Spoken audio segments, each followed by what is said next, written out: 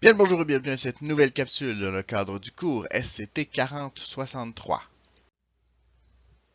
Aujourd'hui, nous passons à l'étude de construction. Nous avons vu les principes, nous savons qu'est-ce que nous voulons faire. Il est maintenant temps de choisir les matériaux que nous allons utiliser et la façon de joindre les pièces.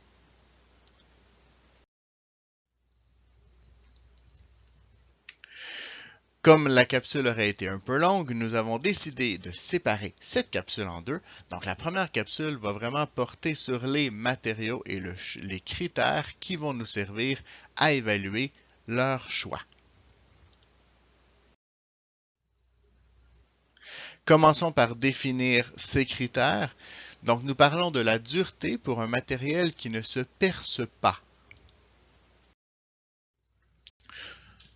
Nous parlons de l'élasticité pour un matériel qui va avoir tendance à reprendre sa forme. On peut penser par exemple au bâton de hockey après un lancer frappé. Nous parlons de la résilience pour un matériel qui ne se brise pas lorsqu'il subit des chocs. On peut penser par exemple au pare-brise d'une voiture. Nous parlons de la ductilité pour un matériel qui peut être étiré. C'est ce qui nous permet par exemple de faire des fils. Nous parlons de la malléabilité pour un matériel dont on peut faire des feuilles et que ces feuilles, on peut les plier sans les briser. On peut penser par exemple au papier d'aluminium dans ce cas-là. Nous parlons de la rigidité pour un matériel qui va avoir tendance à garder sa forme lorsqu'il subit des contraintes. Nous parlons de la résistance à la corrosion pour un matériel qui ne rouille pas. Il y a deux types de conductibilité, la conductibilité électrique et la conductibilité thermique. Au niveau de la conductibilité électrique, on pense évidemment aux fils électriques qui vont nous servir à conduire le courant. Et la conductibilité thermique, nous pensons par exemple aux plaques à biscuits ou au papier d'aluminium qui vont nous servir à conduire la chaleur.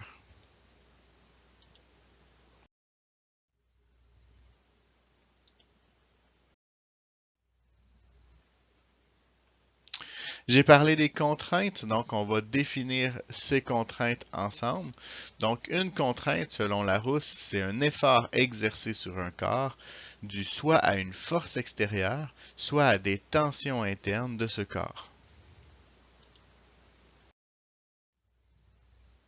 Pour expliquer les différents types de contraintes, nous allons utiliser un pont. Ce pont relie la ville de San Francisco à la ville de Yerba Buena. C'est un pont qui est un peu particulier parce que c'est un pont à deux étages. Autrement dit, on circule dans un sens sur l'étage supérieur et dans l'autre sens sur l'étage inférieur. La première contrainte, c'est celle qui va écraser, souvent due au poids, ou dans l'exemple ici, au poids du pont, mais aussi au poids des piliers. Donc ça va écraser les matériaux. C'est ce que nous appelons la compression. Le symbole de la compression, ce sont deux flèches vides qui poussent l'une sur l'autre.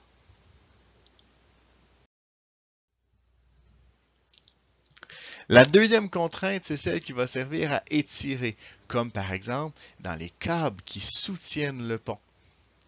Lorsqu'on parle d'étirer, on parle de la tension ou de la traction, et le symbole, ce sont deux flèches, encore une fois vides, mais qui pointent dans des directions opposées. La troisième contrainte, c'est la contrainte qui servira à courber ou à plier si vous préférez. Pour plier, il faut évidemment avoir une force au centre très forte, alors que nous aurons deux forces plus faibles aux deux extrémités de la section concernée. C'est ce qui se passe au niveau du tablier du pont. Donc les piliers vont pousser vers le haut, alors que le poids de la voie et le poids de la structure et le poids des voitures vont forcer vers le bas au centre de ce tablier. C'est ce que nous appelons la flexion.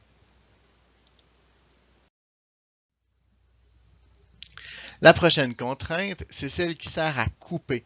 En fait, ce qui se passe, c'est qu'au niveau de San Francisco, la faille de San Andreas pousse de chaque côté, ce qui fait qu'après un tremblement de terre, parfois on va avoir des voies de chemin de fer, par exemple, qui sont complètement décalées l'une par rapport à l'autre parce qu'une partie a glissé par rapport à l'autre. Donc, c'est ce que nous appelons vraiment la force de cisaillement.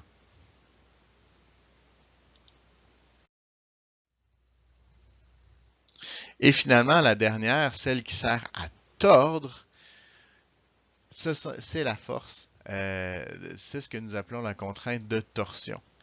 Cette force, ça s'applique constamment sur les voies, à cause des vents, en fait, qui sont au-dessus des ponts. Donc, la force du vent va pousser sur le pont et va forcer le pont à se tordre. Et évidemment, le pont va devoir faire face à cette contrainte constamment. Revoyons donc encore nos 5 contraintes. Nous parlons de compression lorsqu'on écrase, de tension lorsqu'on étire, de flexion lorsqu'on essaie de courber ou de plier un matériel, de cisaillement lorsqu'on essaie de couper un matériel et de torsion lorsqu'on essaie de tordre un matériel.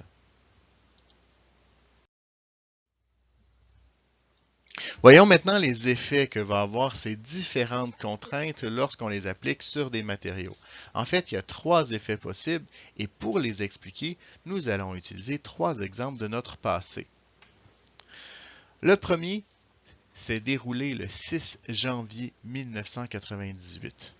En fait, la date n'est pas du tout anodine. C'est la journée du retour en classe de plusieurs écoliers. En Montérégie, par contre, les écoliers auront une petite surprise. Dans la nuit du 5 au 6, une importante couche de verglas a recouvert la région et a créé de nombreuses pannes électriques. C'est ce qu'on a appelé la crise du verglas. On ne s'attardera pas ici aux poteaux ou aux pylônes électriques, mais bien aux arbres. En fait, c'est que plusieurs arbres, pas tous, mais plusieurs arbres se sont courbés sous l'effet du poids de la glace et ont repris leur forme initiale au moment où est-ce que la glace a fondu. Eh bien, cette contrainte de pouvoir se déformer et reprendre la forme initiale une fois que la contrainte s'est retirée, on appelle ça la déformation élastique. Le deuxième exemple que nous verrons s'est déroulé en 1907 et il est un peu plus dramatique. En fait, nous parlions à l'époque non pas du troisième lien entre Lévis et Québec, mais bien du premier lien entre Lévis et Québec. Il s'agit de ce que nous appelons aujourd'hui le Vieux Pont de Québec. Au moment de sa construction, une erreur technique a fait que le pont s'est effondré, créant ainsi la mort de plusieurs ouvriers. Ce que nous voyons sur la photo, ce sont les poutres de métal qui se sont déformées. Et évidemment, ces poutres-là n'ont pas repris leur forme initiale par la suite. C'est ce que nous appelons une déformation permanente. Nous allons quand même prendre un instant pour parler un peu plus de cet événement qui a marqué notre passé. Au moment de la reconstruction du pont, un deuxième effondrement a eu lieu, créant encore une fois la mort de plusieurs ouvriers et créant beaucoup de questionnements au sein de la population. Les ingénieurs ont décidé par la suite, pour éviter que de telles tragédies se reproduisent, de s'associer pour avoir une uniformisation de la qualité des travaux, mais aussi de la formation des futurs ingénieurs. Et ces associations ont mené quelques années plus tard à la création de l'Ordre des ingénieurs du Québec. Au moment où un ingénieur est reçu à l'Ordre des ingénieurs, il reçoit un jonc fait de fer. Et ce fer n'est pas poli. Il est donc désagréable à porter. L'ingénieur est tenu de le porter à l'auriculaire de la main qu'il utilise pour signer. La raison pour laquelle il n'est pas agréable à porter, c'est pour qu'à chaque fois que l'ingénieur appose sa signature, il se rappelle de la tragédie des ponts de Québec et qu'il comprenne toute l'importance des responsabilités de la signature d'un ingénieur. Une légende fausse, mais quand même intéressante, raconte bien, même, dis-je, que les anneaux ont été faits avec le métal utilisé pour les 2 ponts qui se sont effondrés. C'est faux, mais ça illustre bien l'importance de l'Ordre des ingénieurs du Québec et du travail fait par les ingénieurs. Le 3e événement se passe sur le pont dont nous avons parlé précédemment dans cette capsule, qui est le pont de San Francisco, le Bay Bridge. Comme nous l'avons dit, c'est un pont à 2 étages. Et en 1989, un séisme dans la région a causé l'effondrement de la partie supérieure sur la partie inférieure. Au moment où est-ce qu'il y a bris, où il y a rupture, eh bien ça crée une déformation que nous appelons, comme je viens de le dire, la rupture. Donc reprenons nos 3 types de déformation, la déformation élastique, pensons aux arbres du verglas, la déformation permanente, les poutres du vieux pont de Québec, et la rupture au niveau du Bay Bridge. Passons donc à certaines caractéristiques importantes des différents matériaux.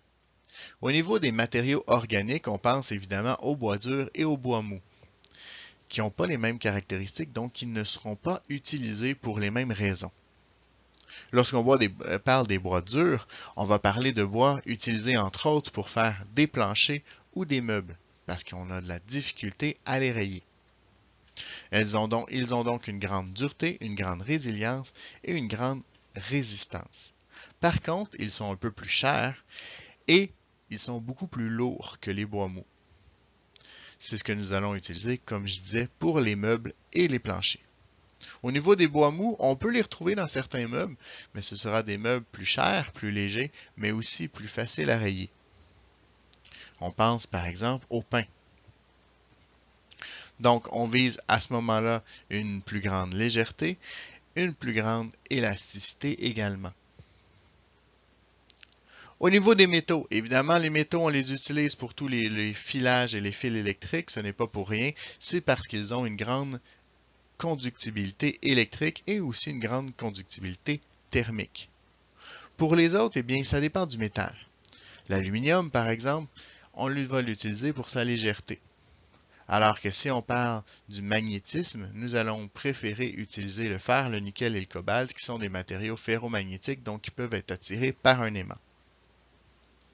Certains matériaux ont une plus grande résistance à la corrosion, ce n'est pas le cas du fer, mais c'est le cas de l'acier, donc la combinaison du fer et du carbone, qui est un alliage.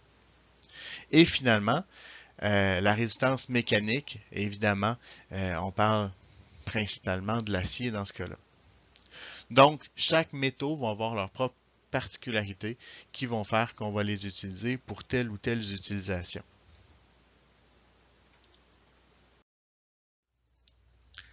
Il existe 2 types de plastiques, les thermoplastiques et les plastiques thermodurcissables. Au niveau des thermoplastiques, on les utilise principalement pour leur légèreté, mais aussi pour leur neutralité chimique et leur résistance à la corrosion.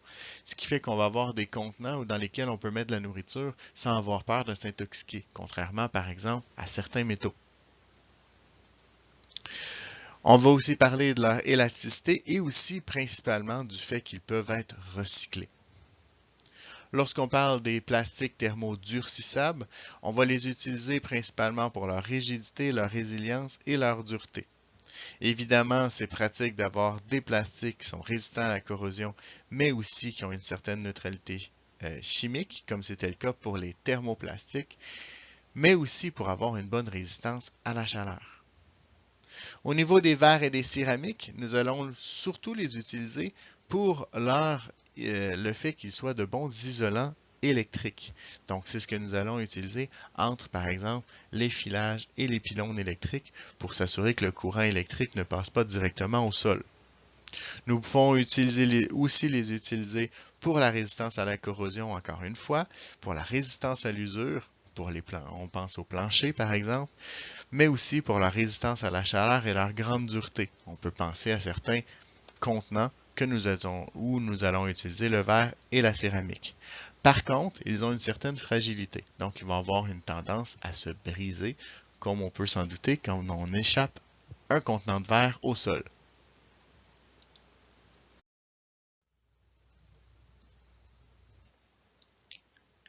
On peut évidemment modifier certains matériaux pour leur donner des nouvelles caractéristiques. Par exemple, au niveau des métaux, on peut les plaquer ou avoir un traitement à l'antirouille, dis-je, qui est un type d'huile ou de graisse, donc pour s'assurer d'éviter la corrosion de ces métaux. Au niveau du bois, pour éviter leur pourrissement, eh bien, on peut penser évidemment aux peintures, teintures et compagnie. On peut aussi les modifier pour leur donner une certaine adhérence ou, au contraire, pour assurer un bon roulement sans avoir de force de friction. Évidemment, pour les forcer à adhérer, nous avons tendance à recouvrir la pièce d'un matériel qui va augmenter l'adhérence ou augmenter les forces de friction. Alors que lorsqu'on veut lubrifier des pièces, on peut penser à la chaîne à vélo par exemple, nous allons avoir tendance à utiliser des lubrifiants, que ce soit des graisses, de la vaseline, de la paraffine, des types d'huile, donc ce type de matériaux pour diminuer les forces de frottement. Dans certains cas, on va vouloir additionner les différents avantages des matériaux en unissant leurs forces.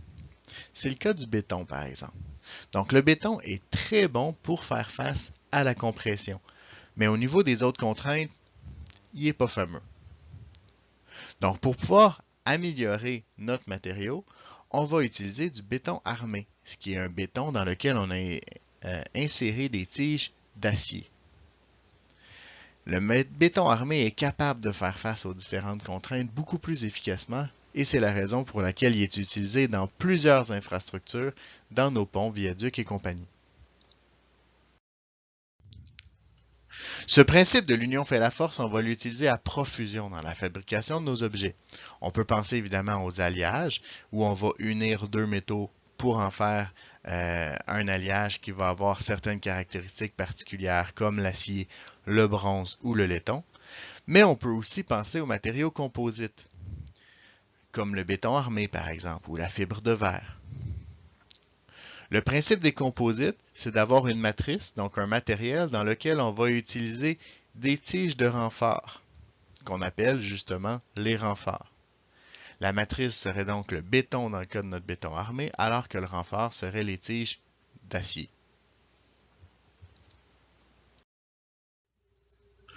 Pour l'acier, on a certains traitements thermiques qui vont nous permettre de modifier les caractéristiques du matériau et donc de leur donner des nouvelles caractéristiques. Le premier traitement thermique qu'on va voir, c'est la trempe. Donc, la trempe consiste à chauffer une pièce d'acier à une température extrêmement élevée, puis de la refroidir très rapidement.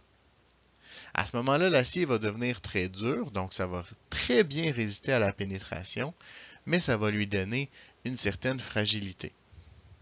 Évidemment, pour être capable de modifier notre métal, on ne doit pas avoir cette fragilité. Donc, on va utiliser alors le revenu, où on va modifier la pièce qui a subi une trempe. En fait, ce qui va arriver, c'est qu'on va la chauffer à une température inférieure à celle de la trempe, puis on va la laisser refroidir lentement. L'acier conserve alors une certaine dureté, mais le processus augmente la ductilité, ce qui lui permet, dans le fond, d'être martelé et d'être façonné comme on le veut. Évidemment, vous avez tous l'image, au moment où est-ce que je dis ça, des vieilles anciennes forges où on martelait, par exemple, une épée ou un bouclier pour lui donner une certaine forme. Le recuit, en fait, c'est pour effacer toutes les traces de trempe et redonner au matériau ses propriétés d'origine. Il consiste à chauffer à une température très élevée, puis à la laisser refroidir lentement. On va utiliser ce procédé, entre autres, pour effacer les traces de soudure sur une pièce.